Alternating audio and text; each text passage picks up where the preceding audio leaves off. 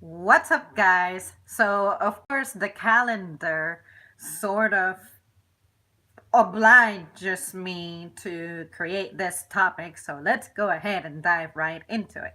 So, today is Valentine's Day, and for any of you who don't know what Valentine's Day is, first of all, where are you and what are you and where have you been? But Valentine's Day is supposed to have actually like a really messed up history or something, but I sincerely do not remember it because when I heard about it, I was like a freshman in high school and my attention span was just not there at all. But basically, it's supposed to be one of those pagan holidays that we just insist on celebrating for some reason. But in American terms, that's really just another excuse to generate sales for companies. Like, um, in November, you have the so-called Thanksgiving, which is really the day to buy a turkey. Christmas, it's of course buy present for the kids and then create yet another big dinner. And January is New Year's. February, we have this thing. And then March, nothing really happens in March that I'm aware of. And then April, wait, is Easter in March or April? I can never get that right. But, anyways, stuff like that. It's just another day for companies to make money. And really, August that I know of, there's nothing going on. And September that I can think of, there's nothing. And then October, of course, we have Halloween. So today is the day when everyone decides that they're going to buy flowers and buy an excess amount of chocolate. And then for Mother's Day, which is in May, I think, if I remember right, that is when yet again we sell more flowers and more chocolate for some reason. And then, in addition to that, people may accompany it with a greetings card or something like that, which, once again, for Mother's Day, that's the stuff that's going to sell too. And then for Father's Day, you know what? I don't even know what men get for Father's Day. I would imagine that maybe I remember vividly when my mother got my grandfather a toolbox set. The man is a carpenter. He already has a crap ton of tools. But of course, giving him new ones and more modern, clean ones, I guess, was a nice thought.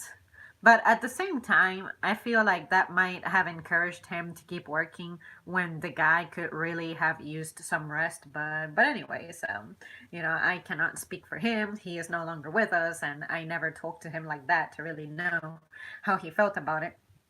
But yeah, for me personally, I always tell my boyfriend, dude, do not buy me flowers. Please do not feel obliged to buy me flowers because I think they're a waste of money and they're gonna die within 2 days because I just do not know how to care for a plant to save my life. So do not get me flowers. And on top of that, at least it's February, but if it were warmer, that mess attracts flies and bugs and all kinds of gunk that I do not desire in my house. And on top of that, I live with a counter climbing feline looking crocodile that likes to absolutely claw everything and eat everything in sight. So it's like, uh, no, no, do not bring me something that's going to make my cat get out of control more than he already is. So, um, as far as I know, I have only been given chocolate on Valentine's Day just once. And honestly, if a girl wants her chocolate, a girl buys her chocolate. Like 2 weeks ago or 3 weeks ago, I bought a case of dark chocolate coconut candy. Okay? A whole case, $30 worth. I am out of chocolate. I am not running out of sugar. So this holiday is not doing me any good. Because once again, if a sister wants to eat chocolate, a sister buys chocolate. I don't need to wait for no man or no calendar to dictate to me and supply me with chocolate. No, that's what I work for, to get the shit that I like and put my health at risk in this country like I pretend like to pretend that I have health care. But anyways, if I wanted to be like really like playful about it and really silly about it, that's the way I would put it.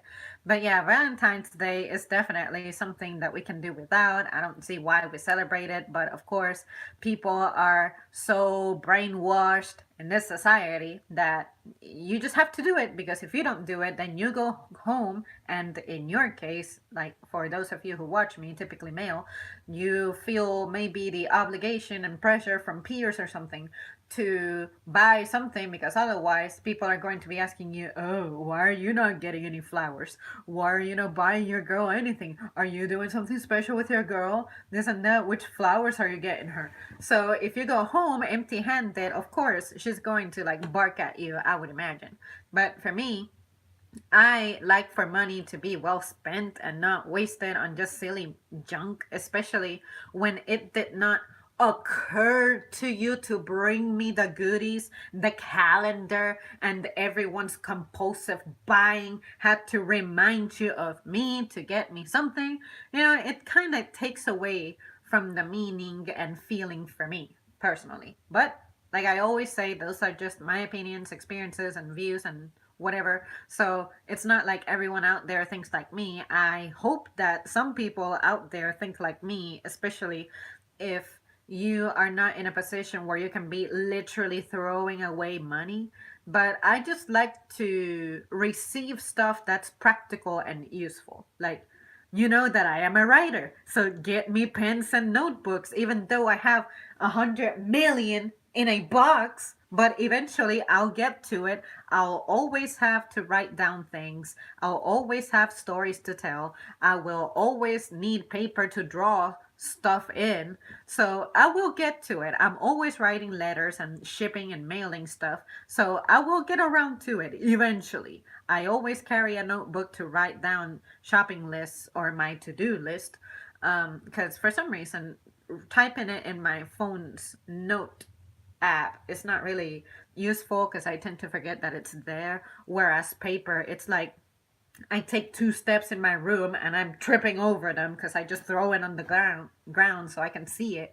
But but yeah, sincerely for me, just give me something practical. And when it comes to Valentine's Day dates, I personally do not care to be out today in the evening or afternoon, because everybody is going to be thinking about getting dinner.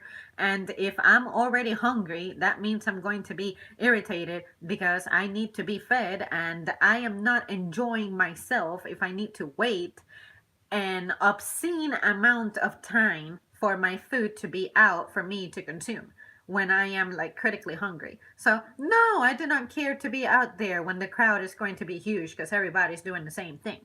And everywhere that you go to, every year that we had tried to go somewhere, it was always jam packed. So, like, no, just leave me alone. Do not invite me to go out and get stuff, because I do not care to be out in crowds and, all that kind of silly stuff. I would imagine that the movie theater may also be packed despite it only being a Thursday, but some movies actually do get released on Thursdays or something. I don't even know. But yeah, it's not my type of holiday. You guys know that I don't celebrate anything. So for me, if I'm in a happy, great, awesome relationship, Valentine's Day is every fucking day of my life. So I do not need for the calendar to determine for me that my man needs to get me something, or that I need to get my man something. I get him something whenever I feel like it. So, but anyways, yeah, you guys, that's pretty much it. I don't really have to really expand on that. That's just really how I feel. Either last year or the year before, I did a video on Valentine's Day in which my tone was a little bit different, but overall, my ideas have always been the same. This is the way I have thought about it for the longest time. And I absolutely detested when I was in school, especially elementary school. And this day would come about because you had to design cards and stuff. And I'm like, if you're supposed to be romantic when you're a child, first of all, what the fuck? That's kind of sending the wrong message. Like, why do I need to be a little kid writing notes when this is supposed to be a romantic holiday? It sounds like stuff that adults should do. But when I think about it in a bigger scale, It doesn't have to be just romantic stuff. It has to be, or it could be about friendships as well. But I just think it's weird because the theme that we tend to be shown is that it's the holiday for couples, but it's truly the holiday of friendship. So, but I don't know. I don't keep track of that, and it's not like holidays are what make my relationships great. So I just like to not think about it and not be involved in any of that mess. And on top of that, save money because stuff is getting difficult around here, you know? So again, I don't like to waste money on this type of stuff. So yeah, guys, that's it from me. So let me see what you guys are saying in the comments. Hello, my beautiful and joy. I wish you a very happy Valentine's Day. Happy Valentine's Day to you, and happy every single day of your life, because I don't want to just limit my wish for everybody to have a good day on just a holiday. You know, everybody have a great rest of your days. There, I said it. Merry Christmas. Hey, Merry Christmas to you. Heck yeah, why not? Christmas in February. What type of stories do you write? Honestly, I stopped attempting to write fiction back in 2012 through 2013 because it just came out ridiculous. Like the kinds of stories that I would come up with, they were just bland and boring. And if I can find the last one that I wrote, I will consider sharing it here, and you guys will totally see what I'm talking about. But I am painfully unimaginative. I cannot, like, the only way I can write fiction is if I think of it as if I could invent something to implement into my life to make my life better and possibly humanity to see it just as cool as I do and benefit from it, maybe I could write a story out of that. But I just cannot stand it. So I like to write more autobiographical stuff and also more political discussions. So, like, say, if I see a trend about the Senate trying to pass something, I may write down an extensive opinion about it. But since I've been streaming, I don't tend to write those kinds of topics anymore, since I like to present them here and then you guys can jump in and give me some feedback and debate me or whatever the hell. So I think that's more effective than just writing it on a journal and then my journal will rot along with my opinion. So it's like, nah, let me just put it out there and see what people have to say, because that helps me expand my knowledge and thoughts and all those amazing things. So but yeah, I like to write about ideas, stuff that happens in my day, how I felt about it, or say if I had an interview, the stuff that I did well in, the stuff that I could have been better at, and like in every single social situation in life, the stuff that it did not occur for me to say the moment that it was happening. So I feel like that's what helps me develop my social skills a little better. It's like at my own pace, I can write it down. I write it down today, and then a year from now, I can see how I have evolved or gotten worse or remained the same, and then basically take it from there. I just like the idea of preserving memories, preserving stories, and especially feelings, because, like one quote out there, feelings change, but the memory itself doesn't. So I just like to be able to write something and then look at it years down the line and be like, wow, I have changed so much. Like my eternal high school crush. I cannot believe that I used to like that boy so much. It's like I found pictures of him a few days ago and I'm like, oh, what the fuck was wrong with me? Like, the guy is not ugly. There's nothing wrong with him. But for some reason, it's so cringy to look back and remember how I had this crush on this guy and I was like, I am never going to get over him. There is just, I will never fall for another guy like I have fallen for him. I will never, ever, like, just, this is the true love of my life. Get out of here. It's so embarrassing. I don't even think about him anymore. I stopped thinking about him like 2 years after our interaction. So it's just crazy because at the time, when I go back to reading those journal entries, I sounded so convinced, so like settled, and yeah, that's the guy for me, and that's the man of my dreams. I'm like, no, there is so much better out there. So it's so embarrassing now, but at least I can go back and read through that and laugh at myself. But also, the more frustrating experiences, like the stuff that used to keep me sad and heartbroken, up at night, crying myself to sleep and all that, I can look back at it and go like, oh, damn, I'm so glad that I grew out of that. So that's why I like to write about more autobiographical, because it just helps me develop myself mentally, emotionally, and there are some memories that I simply do not want to forget. And if I wouldn't have written them down, it may not really be in my recent memory, or it's not something I'm refreshing, so I may forget it. And it's actually kind of sad because there are some stories that I wish I could tell, but I'm like, I cannot remember when, I cannot remember with whom, I cannot remember why, but A, B, C, and D. Like, no, I would like to remember details so that years down the line, I can like bring that up again and be like, oh yeah, there was this detail and that detail. And also, I find that when I write individually, it's like it helps me expand my vocabulary as well, because I used to be very, very limited in it. I could only write well if it was a school assignment, because I could look at my notes, I could look at a textbook, I could remember what a teacher was saying, but me independently creating thoughts that flow, structured sentences, structured thoughts. That's something I did not possess. So it took me habitually writing for years to be able to express myself in the manner that I do presently, that apparently you guys seem to enjoy. So I also enjoy the act itself of writing.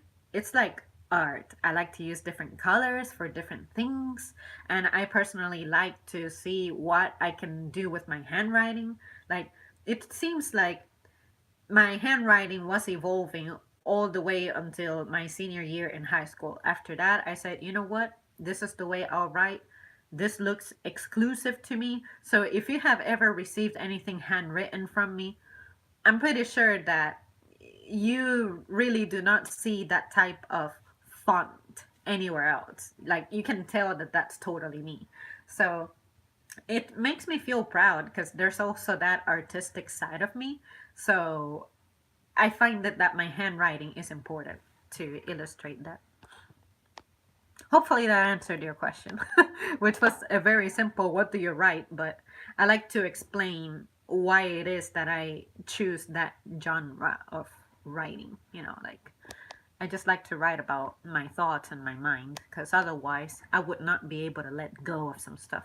And yeah, that's totally Goku. It's like the Game Boyish 8-bit look kind of Goku. So yeah, I need to either republish the video where I showcase my art or just make a new one, because I'm pretty sure that there are pieces that I never put in that video because I drew a few more after that. So yeah, I'll be sure to show you that stuff. Hi, Maine. Happy Valentine's. Hey, Viking. Good to see you. I read stuff from high school and I just do not recognize or remember that person who wrote them. Yeah, exactly. So there are some people whom I thought I would never forget. But now, when I try to remember their name or what class we had together, I'm having trouble. And I thought that I would remember that for the rest of my life. Sometimes my mom would tell me stories of her high school times, And then she's like, I don't remember what grade, I don't remember what class, I don't remember their last name or something. And I'm like, how do you forget? That's so easy to remember. No, no, I have forgotten a lot of people, even the people I was supposed to have been tight with. And I did not even have that many friends in my lifetime. I can count the number of people who I have actually been friends with, you know? So that's why I considered it important to write down as much as you can, create as much like written documentation of your experiences because you will forget. And it's not like it's a big deal, but it's part of who you are, it's part of your, what can I say, your legacy. So there is a lot that I have learned from other people's stories. So, what if other people can learn from my stories, even though they're limited, you know?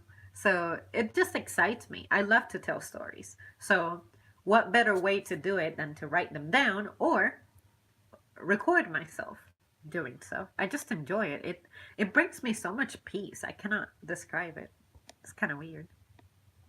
It's just not me anymore at all.